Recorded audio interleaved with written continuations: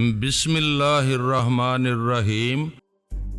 وہ پارس کی دیوانی تھی مگر اس کی دیوانگی میں خود غرضی تھی۔ یہی سوچتی رہتی تھی کہ اپنے مذہب کے لیے اپنی یہودی قوم کی خاطر پارس پر کسی طرح تنویمی عمل کر کے اسے اپنا معمول اور تابعدار بنانے کے بعد اسے بھی یہودی بنا لے۔ اس نے کئی بار کوششیں کی مگر ناکام رہی۔ وہ نہیں چاہتی تھی کہ پارس سے ہونے والے بچے مسلمان ہوں، وہ بچے اسی صورت میں یہودی ہو سکتے تھے جب وہ پارس کو اپنا معمول اور تابعدار بنا لیتی۔ اپنی کوششوں میں ناکام ہونے کے بعد اس نے ٹیوب بیبی پیدا کی تھی اور وہ بھی اس کے پاس نہیں رہ پائی تھی۔ اب میری ہلاکت کا یقین آنے کے بعد الپا کے سامنے سے گویا پہاڑ ہٹ گیا تھا۔ اب اس کا دل کہہ رہا تھا کہ وہ پارس کو آسانی سے نہ صحیح مشکل سے صحیح ٹریپ کر سکے گی، کسی طرح اسے اپنے قابو میں لا کر اس پر تنویمی عمل کر سکے گی۔ اس بار ناکامی کا چانس نہیں تھا، وہ ذہانت اور چالاکی سے کام لے کر کامیاب ہو سکتی تھی۔ وہ خیال خوانے کی پرواز کر کے اس کے پاس آئی۔ وہ بستر پر لیٹا ہوا تھا۔ اس نے پوچھا کون ہے؟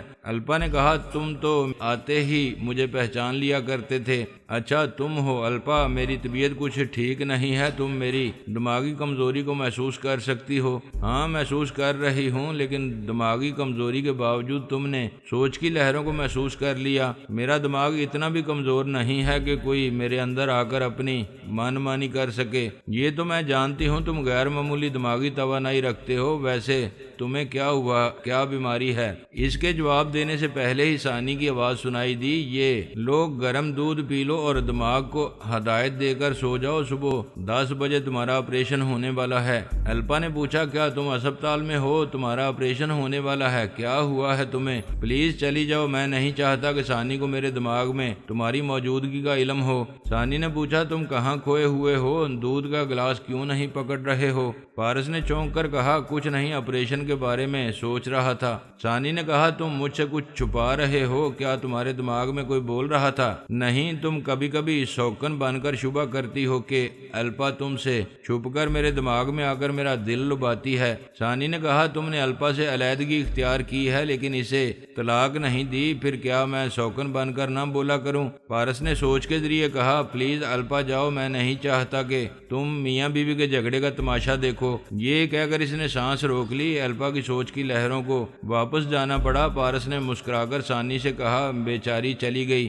ثانی نے مسکرا کر کہا بیچاری کے لیے بے چین کیوں ہو رہے ہو؟ کل وہ آپریشن کے وقت آئے گی۔ الپا دماغی طور پر حاضر ہو کر سوچنے لگی، پارس اسپتال میں ہے، شاید باپ کی ہلاکت سے شاک پہنچا ہے، لیکن اس کا تو آپریشن ہونے والا ہے۔ شاک پہنچنا ایک الگ سی بات ہے، اسے کوئی اندرونی بیماری ہے جس کے باعث آپریشن ہونے والا ہے۔ وہ تجسس میں تھی، کچھ دیر تک سوچتی رہی، اس کے بارے میں پوری تفصیل معلوم کرنے کی بے چینی تھی، لیکن دماغ نے سمجھایا پارس دودھ پینے کے بعد اپنے دماغ کو ہدایت دے کر سو گیا ہوگا، ایسے میں وہ جائے گی تو پارس پرائی سوچ کی لہروں کو محسوس کرتے ہی جاگ جائے گا۔ اس کے پاس رہنے والی ثانی کو شبہ ہوگا کہ الپا اس کے دماغ میں آئی ہوئی ہے۔ دانش مندی یہ تھی کہ وہ صبر کرتی، کل صبح آپریشن کے بعد اس کا دماغ کمزور رہے گا تو وہ اس کی سوچ کی لہروں کو محسوس نہیں کر سکے گا، پھر وہ بآسانی اس پر تنویمی عمل کر سکے گی۔ اس نے اس رات صبر کیا، دوسری صبح 10 بجے اس کے دماغ میں پہنچی تو وہ بے ہوش پڑا ہوا تھا۔ اس کا مطلب یہ تھا کہ آپریشن ہو رہا ہے یا ہو چکا ہے۔ ایسے وقت اس کے خیالات پڑھے نہیں جا سکتے تھے اور نہ ہی اس کے اندر رہ کر آس پاس کی آوازیں سنی جا سکتی تھیں، اس لیے وہ واپس آ کر اس کے ہوش میں آنے کا انتظار کرنے لگی۔ تقریباً 2 گھنٹے بعد اس کے پاس گئی تو وہ ہوش میں آ چکا تھا، لیکن وہ غیر معمولی دماغ رکھنے والا اس کی سوچ کی لہروں کو محسوس نہیں کر رہا تھا۔ اس کے خیالات پڑھنے سے پتا چلا کہ پتے کا آپریشن تھا۔ ثانی اس کے پاس رہ کر اس کی تیمارداری کر رہی تھی۔ اسے یہ معلوم کر کے حیرانی ہوئی کہ وہ اسرائیل میں یہودی میاں بیوی کی حیثیت سے رہ رہے تھے اور اس وقت تل ابیب کے ایک اسپتال میں تھے۔ ایک یہودی کی حیثیت سے پارس کا نام جیمز رونالڈ اور ثانی کا نام اولیوا جیمز تھا۔ پارس پر تنویمی عمل کے دوران میں معلوم ہوا کہ وہ اپنی بیٹی مونا کی تلاش میں آیا ہوا ہے۔ اسے شبہ ہے کہ الپا نے بیٹی کو چھپا کر رکھا ہے اور دوسروں کے سامنے دکھاوے کے لیے واویلا کر رہی ہے کہ بیٹی گم ہو گئی ہے، یا پارس نے اسے اپنے پاس چھپا کر رکھا ہے۔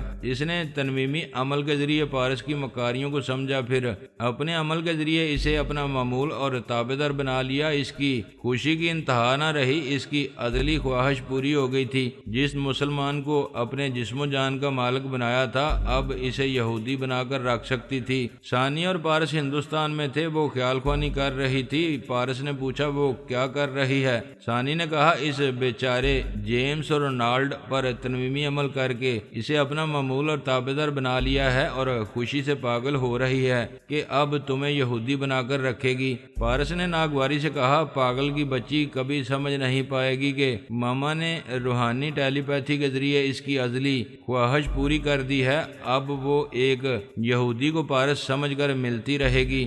امریکی حکام اور فوج کے اعلیٰ افسران مہاراج سے دوسری بار رابطہ کرنا چاہتے تھے۔ مہاراج نے اپنے ایک اعلی کار کا موبائل نمبر دیا تھا۔ اس فون میں کچھ خرابی پیدا ہو گئی تھی یا مہاراج نے اعلی کار کے ذریعے کوئی خرابی پیدا کر دی تھی تاکہ ان سے فیصلہ کن معاملہ طے کرنے میں ذرا تاخیر ہوتی رہے۔ فوج کے ایک اعلیٰ افسر نے فون کی گھنٹی سنی، فوراً ریسیور اٹھا کر پوچھا ہیلو کون؟ میں کنگ کافو بول رہا ہوں۔ رابرٹو مورینا ڈان 1 اور ڈان 2 کی طرح کنگ کافو کی بھی ایک خفیہ ایجنسی تھی جو کارکردگی کے اعتبار سے رابرٹو کی خفیہ ایجنسی سے کم نہیں تھی۔ دونوں ہی ایجنسیاں بڑے ممالک کی بڑی خطرناک تنظیموں کے اہم خفیہ سیاسی مسائل حل کیا کرتی تھیں۔ کسی بھی ملک کے باغیوں کو یا اپوزیشن لیڈروں کو قتل کرنے اور کسی بھی ملک کے اہم راز چرا کر لانے کے لیے بھاری معاوضے حاصل کیا کرتی تھی۔ وہ دونوں ایجنسیاں ایک دوسرے کی مخالف تھیں۔ ان کی کوشش ہوتی تھی کہ وہ ایک دوسرے کے مقابلے میں بڑے ممالک سے کوئی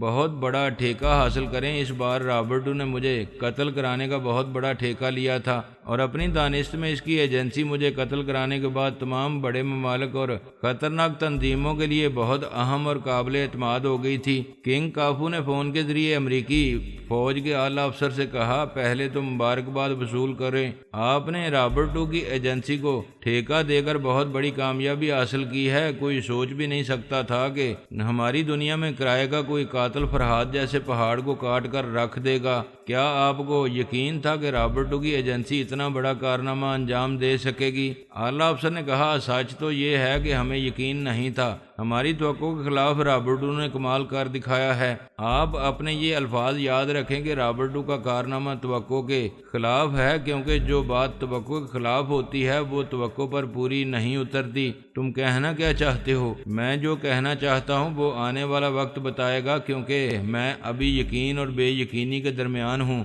ہم درخت کاٹ کر گرا دیتے ہیں، وہ گر جاتا ہے، مرتا نہیں ہے، اس کی جڑیں زمین کے اندر ہوتی ہیں، وہاں سے پھر ایک درخت نکل آتا ہے۔ جنہوں نے فرحاد کو قتل کرنے کا دعویٰ کیا ہے وہ بھی قتل کر دیے گئے ہیں۔ کرائے کے جو قاتل افغانستان جا رہے ہیں وہ بھی قتل کیے جا رہے ہیں۔ فرحاد کی موت سے آپ کو فائدہ کیا پہنچا؟ کیا تم فائدہ پہنچانے آئے ہو؟ ہاں، عرض کرنے آیا ہوں۔ آپ نے فرحاد کو قتل کرنے کی ذمہ داری رابرٹو کو دی تھی۔ اب جو مسلمان دہشت گرد افغانستان میں پناہ لے رہا ہے اس کے قتل کی ذمہ داری آپ مجھے دیں۔ اگر یہ ذمہ داری بھی آپ نے رابرٹو کو دی تو آپ ناکام رہیں گے۔ تم ناکامی کی پیش گوئی کس بنیاد پر کر رہے ہو؟ میرا اپنا حساب کتاب ہے، میں اپنے طور پر حالات کا جائزہ لے کر آپ سے عرض کر رہا ہوں۔ اس بار رابرٹو ناکام رہے گا۔ آپ کامیابی چاہتے ہیں تو مسلمان دہشت گرد کو ٹھکانے لگانے کی ذمہ داری مجھے دیں۔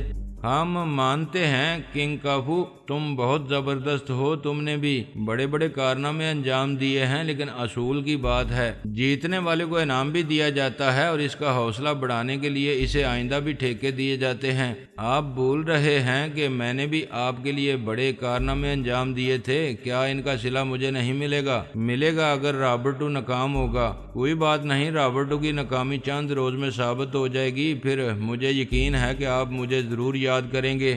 کنگ کافو نے ریسیور رکھ کر اپنے خاص دستے راست ہرمول بیکر کو دیکھا۔ ہرمول بیکر مخالف ایجنسی کے ڈان 1 اور ڈان 2 کی طرح قد داور باڈی بلڈر، ایک خطرناک فائٹر اور بے رحم قاتل تھا۔ اس نے کنگ کافو سے کہا ماسٹر، میں ٹیلی فون کے اسپیکر سے ادھر کی باتیں سن رہا تھا۔ اس میں شبہ نہیں کہ رابرٹو کی ایجنسی نے ایک ناقابل یقین کارنامہ انجام دے کر اپنی قدر و قیمت بڑھا لی ہے، لیکن ہم قیمت گرانا بھی جانتے ہیں۔ کنگ کافو نے کہا کہا یہی میں چاہتا ہوں رابرٹو، اور دونوں ڈان کو اس طرح ٹھکانے لگاؤ کہ ان کی ہلاکت کا الزام مقتول فرہاد کے بیٹوں پر آئے۔ آئیڈیا اچھا ہے، ہم کہہ سکتے ہیں ان معاملات میں ہمارے ہاتھ صاف ہیں، فرہاد کے بیٹے رابرٹو وغیرہ سے انتقام لے رہے ہیں۔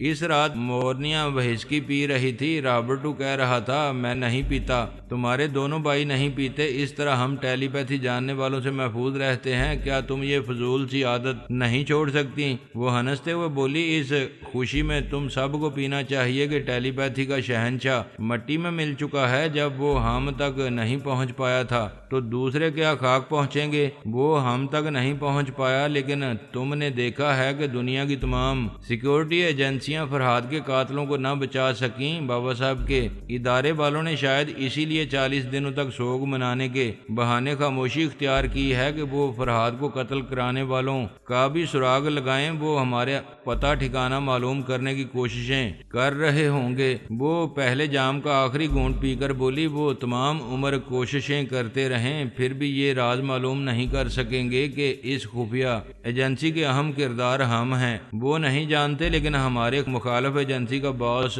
کنگ کافو اور اس کا وہ خطرناک ماتحت ہرمول بیکر ہمیں جانتا ہے۔ خطرناک ماتحت ہرمول بیکر، وہ حقارت سے بولی، میرے دونوں باڈی بلڈر بھائی اسے جوتوں تلے مسل دیں گے۔ میں ہرمول بیکر اور تمہارے پہلوان بھائیوں کے مقابلے کی بات نہیں کر رہا ہوں، میری بات سمجھو۔ فرہاد کے بیٹے ہماری مخالف ایجنسی کے ذریعے ہم تک پہنچ سکتے ہیں۔ فون کی گھنٹی بجنے لگی، وہ دوسرا جام بناتے ہوئے اور ہنس کر بولی گھنٹی بول رہی ہے کہ وہ ہم تک پہنچ گئے ہیں، خوف سے تمہاری جان نکل رہی ہوگی، ریسیور مت اٹھاؤ، خطرے کی گھنٹی آخر کب تک بجے گی؟ رابرٹو نے اسے بے بسی سے دیکھا، اس کے پہلوان بھائیوں کے خوف سے وہ اسے برا بلا بھی نہیں کہتا تھا۔ اس نے بیڈ کے سرے پر بیٹھ کر فون کا ریسیور اٹھایا، پھر اسے کان سے لگا کر بولا ہیلو۔ دوسری طرف سے فہمی نے کہا میں بول رہی ہوں۔ میں کون؟ اپنا نام بتاؤ۔ موت کا کوئی نام نہیں ہوتا، وہ کسی بھی نام سے آ جاتی ہے۔ تم کون ہو؟ اس طرح پراسرار کیوں بن رہی ہو؟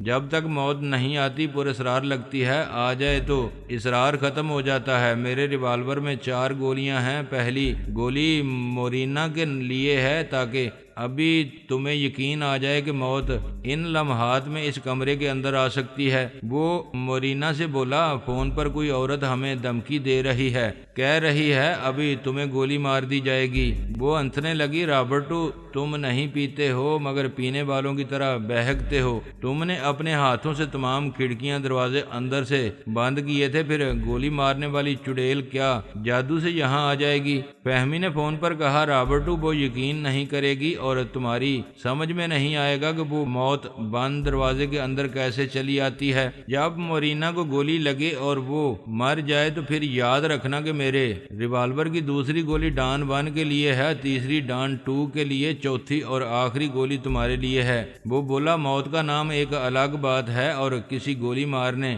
والی کا نام دوسری بات ہے۔ میں بھول گیا تھا کہ میں نے ہی اپنے بنگلے کے تمام دروازے اندر سے بند کیے ہیں، پھر تم اندر کیسے آؤ گی یہ تمہیں 15 منٹ کے اندر معلوم ہوگا۔ اگر احتیاطی تدابیر کرنا چاہو تو دونوں ڈان کو فون کر کے بتاؤ کہ ابھی 15 منٹ کے اندر ان کی بہن کو قتل کر دیا جائے گا، اس کے بعد ڈان 1 کو صبح تک دوڑایا جائے گا تاکہ وہ کہیں بھی بھاگ کر اپنی جان بچا سکے۔ پھر ڈان 2 اور تمہاری باری کب آئے گی یہ بعد میں بتاؤں گی۔ فون کا یہ رابطہ ختم ہوتے ہی مورینا کو بچانے کے لیے صرف 15 منٹ کا وقت رہے گا۔ اس کے ساتھ ہی رابطہ ختم ہو گیا۔ رابرٹو نے فوراً ہی ڈان 1 سے رابطہ کر کے اسے بتایا کہ ایک دھمکی امیز فون پر اسے کیا کہا گیا ہے۔ ڈان 1 نے کہا یہ دھمکی مضحکہ خیز لگتی ہے، پھر بھی تم نے اپنے بنگلے کی تمام کھڑکیاں اور دروازے چیک کرو، وہ اندر سے بند ہوں، تب بھی تمام کمروں میں جا کر دیکھو، ہو سکتا ہے تمہاری لا علمی میں وہاں کوئی چھپا ہو۔ ٹھیک ہے میں ابھی دیکھ رہا ہوں، تم فون کو آن رکھو۔ رابرٹو تیزی سے چلتا ہوا بنگلے کے ہر کمرے کے دروازے کو چیک کرنے لگا۔ اس نے وہاں کے ایک ایک گوشے کو دیکھا، وہاں کوئی نہیں تھا۔ اس نے فون پر کہا تمام دروازے بند ہیں اور اندر کوئی نہیں ہے، میں ریسٹ واچ دیکھ رہا ہوں، 15 منٹ پورے ہونے۔ اس کی بات پوری ہونے سے پہلے ہی ٹھائیں سے گولی چلنے کی آواز سنائی دی۔ دوسری طرف سے ڈان بن نے چونک کر پوچھا یہ فائر کی آواز کہاں سے آئی ہے؟ رابرٹو دوڑتا ہوا اپنے بیڈ روم میں آیا، پھر دروازے پر پہنچتے ہی ٹھٹک گیا۔ مورینا صوفے سے نیچے گری ہوئی تھی، اس کی پیشانی پر موجود سوراخ سے خون ابل رہا تھا اور اس کے دیدے پھیل کر ساکت ہو گئے تھے۔ وہ فون پر لرزتی ہوئی آواز میں بولا، ڈان ہم لٹ گئے، تمہاری بہن میری جان حیات مر چکی ہے، اس کی پیشانی پر گولی لگی ہے اور اس کا اپنا ہی پستول اس کے قریب قالین پر پڑا ہوا ہے۔ ڈان وان نے گرج کر پوچھا، جب تمہارے سوا وہاں کوئی نہیں ہے تو پھر اسے کس نے گولی ماری ہے؟ میں کیا بتاؤں، تم خود آ کر دیکھ لو، یہاں کوئی نہیں ہے۔ میں تم سے فون پر مسلسل رابطہ رکھے ہوئے تھا اور دوسرے کمرے میں تھا، یہاں آ کر دیکھا تو وہ خود کو موت کہنے والی اپنے 15 منٹ پورے کر چکی تھی۔ مورینا کی لاش دیکھ کر ایسا لگ رہا تھا جیسے اس نے خودکشی کی ہو۔ میں ابھی آ رہا ہوں، تم ڈان 2 کو اس ٹریجڈی کی اطلاع دو۔ رابطہ ختم ہو گیا۔ ڈان 1 اس وقت ایک ریستوران میں بیٹھا ہوا تھا، وہاں سے اٹھ کر فوراً ہی بل ادا کر کے تیزی سے چلتا ہوا سڑک کے کنارے اپنی کار کے اندر آیا۔ اسے سٹارٹ ہی کر رہا تھا کہ فون کا بزر سنائی دیا۔ اس نے جیب سے موبائل نکال کر آن کیا، پھر پوچھا، ہیلو کون؟ رابرٹو۔ دوسری طرف سے علی نے کہا، تم رابرٹو کے گھر میں موت کی آواز اور اپنی بہن کی ابدی خاموشی کا ذکر سن چکے ہو۔ رابرٹو تمہیں یہ بھی بتا چکا ہے کہ ریوالور کی دوسری گولی تمہارے لیے ہے۔ کیا بہن کی موت کے بعد بھی تم ہماری باتوں کو دھمکی سمجھ رہے ہو؟ کون ہو تم؟ موت مؤنث ہے، میں اس کا مذکر ہوں۔ میں سمجھ گیا تم کنگ کافو کے تلوے چاٹنے والے کتے ہرمول بیکر ہو۔ تم صرف دوسری گولی کو یاد رکھو اور صبح 5 بجے تک اپنی سلامتی کے لیے بھاگتے رہو، اپنے آقاؤں سے سیکیورٹی طلب کرتے رہو۔ صبح ٹھیک 5 بجے تمہاری سانسیں تمہارا ساتھ چھوڑ دیں گی۔ مجھے بچوں کی طرح نہ ڈراؤ، سامنے آ کر مقابلہ کرو۔ اس کی بات ختم ہوتے ہی دھماکہ سا ہوا۔ اس کی کار کا ایک پہیہ زوردار آواز کے ساتھ پھٹ گیا تھا۔ اب وہ کار میں نہیں جا سکتا تھا اور سوچے سمجھے بغیر کار سے باہر نہیں نکل سکتا تھا۔ اتنا تو سمجھ میں آ گیا تھا کہ اس پر گولیاں چلانے والا قریب ہے۔ کچھ لوگ جمع ہو گئے تھے۔ ایک پولیس والا آ کر پوچھنے لگا، یہ وہیل کیسے برسٹ ہو گیا؟ ڈان 1 نے کہا، کسی نے گولی چلا کر اس کار کو بیکار کر دیا ہے۔ وہ مجھے فون پر دھمکیاں دے رہا ہے، آپ بھی سنیں۔ اس نے موبائل فون پولیس والے کی طرف بڑھایا۔ وہ فون کو کان سے لگا کر بولا، کون ہے؟ کیا تم ایک شریف آدمی کو پریشان کر رہے ہو؟ علی نے کہا، ہماری دنیا میں شریف آدمیوں کی ہی پریشان کیا جاتا ہے۔ میں تو اسے سمجھا رہا ہوں کہ کوئی دشمن اسے قتل کرنا چاہتا ہے، اسے اپنے بچاؤ کی فکر کرنی چاہیے۔ پولیس مین نے پوچھا، وہ دشمن کون ہے؟ اگر یہ معلوم ہوتا تو میں پولیس والا بن جاتا۔ یہ تمہارا فرض ہے، اسے حفاظت سے کہیں پہنچا دو، لیکن ہوشیاری سے، اسے لگنے والی گولی غلطی سے تمہیں بھی لگ سکتی ہے۔ اس نے فوراً موبائل فون ڈان 1 کو دے کر کہا، پتہ نہیں تم نے کسے اپنا دشمن بنا لیا ہے، جتنی جلدی ہو سکے اپنی سیکیورٹی کا انتظام کرو، میری ڈیوٹی کا وقت ختم ہو چکا ہے، میں گھر جا رہا ہوں۔ ڈان 1 نے موبائل فون کان سے لگا کر کہا، چھپ کر حملہ کرنا بزدلی ہے، مرد ہو تو سامنے آؤ۔ تم کرائے کے قاتلوں سے بڑی اہم شخصیتوں کو ہلاک کراتے ہو، کبھی مرد کی طرح سامنے نہیں آتے۔ اپنی گھڑی دیکھو، 11:20 ہوئے ہیں، تمہاری زندگی صرف 5 گھنٹے 40 منٹ کی رہ گئی ہے۔ تم کار سے نکل کر کہیں بھی پناہ لینے جا سکتے ہو، میں 5 بجے سے پہلے تمہیں قتل نہیں کروں گا۔ اس نے فون کو آف کر کے اپنے بھائی ڈان 2 سے رابطہ کیا، پھر پوچھا، تمہیں مورینا کی ہلاکت کے بارے میں معلوم ہو چکا ہوگا۔ ڈان 2 نے کہا، ہاں، میں رابرٹو کے بنگلے کی طرف جا رہا ہوں۔ تم کب تک پہنچ رہے ہو؟ میں کیسے پہنچوں؟ کیا رابرٹو نے تمہیں دشمن کا یہ چیلنج نہیں بتایا تھا کہ دوسری گولی مجھے، تیسری تمہیں اور چوتھی گولی رابرٹو کو ماری جائے گی؟ ہاں، رابرٹو نے مجھے یہ سب کچھ بتایا تھا۔ کیا تم خطرہ محسوس کر رہے ہو؟ محسوس کیا کرنا ہے، میں خطرے سے دوچار ہوں۔ وہ صبح ٹھیک 5 بجے مجھے قتل کرنے کا چیلنج کر چکا ہے۔ اس سے پہلے مجھے دوڑتے بھاگتے ہوئے اپنے آقاؤں سے سیکیورٹی طلب کرنے کو کہہ رہا ہے۔ اس نے گولی مار کر میری کار کا پہیہ برسٹ کر دیا ہے۔ اس کا مطلب ہے وہ مجھے گاڑی کے بغیر پیدل چلنے اور دوڑنے پر مجبور کر رہا ہے۔ مجھے بتاؤ تم کہاں ہو، میں اپنی گاڑی لا رہا ہوں۔ ڈان 1 اسے ریستوران کا پتہ بتا کر ان تمام کرائے کے قاتلوں سے رابطہ کرنے لگا جو اس کی ایجنسی سے معاوضہ لے کر مطلوبہ شخص کو قتل کیا کرتے تھے۔ اس نے ان قاتلوں کو اپنے موجودہ حالات بتائے۔ ان سب نے اسے یقین دلایا کہ وہ آدھے گھنٹے کے اندر اس کے آس پاس آ کر ڈال بن جائیں گے اور جیسے ہی دشمن نظر آئے گا اسے گولی مار دیں گے۔ ڈان 2 نے کار ڈرائیو کرتے ہوئے اپنے بھائی کی طرف جاتے ہوئے فون کے ذریعے امریکی فوج کے اعلیٰ افسر سے رابطہ کیا۔ اسے بتایا کہ مورینا دونوں ڈان اور رابرٹو کو ہلاک کرنے کا چیلنج کیا گیا تھا۔ اس چیلنج کے مطابق مورینا کو قتل کر دیا گیا ہے۔ اب ڈان 1 کو صبح 5 بجے قتل کرنے کی دھمکی دی ہے اور ایسے حالات پیدا کیے جا رہے ہیں کہ ڈان 1 غیر محفوظ ہو گیا ہے۔ ان کا فرض ہے کہ اس کی حفاظت کے لیے اسپیشل سیکیورٹی فورس کا انتظام کریں۔ اعلیٰ افسر نے کہا ابھی تم سب کی حفاظت کا انتظام کیا جا رہا ہے۔ ڈان 2 نے کہا سیکیورٹی مضبوط نہیں ہوگی تو ہم سب سومنا کے اور کارمل کی طرح مارے جائیں گے۔ سومنا اور کارمل کا معاملہ دوسرا تھا۔ یہ نہ سمجھو کہ مقتول فرہاد کے بیٹے تم لوگوں سے انتقام لے رہے ہیں، وہ شاید تمہاری خفیہ ایجنسی کے بارے میں کچھ نہیں جانتے ہیں۔ دراصل کنگ کافو تم سب کو ختم کر کے ہم سے دوسرا بڑا ٹھیکہ حاصل کرنا چاہتا ہے۔ ڈان 2 نے حیرانی سے پوچھا آپ کیسے جانتے ہیں کہ کنگ کافو ہم سے دشمنی کر رہا ہے؟ اس نے مجھ سے رابطہ کیا تھا۔ افغانستان میں اس مسلمان دہشت گرد کو قتل کرنے کا کنٹریکٹ مجھ سے چاہتا تھا۔ میں نے کہہ دیا کہ یہ ذمہ داری تم لوگوں کو دے دی گئی ہے۔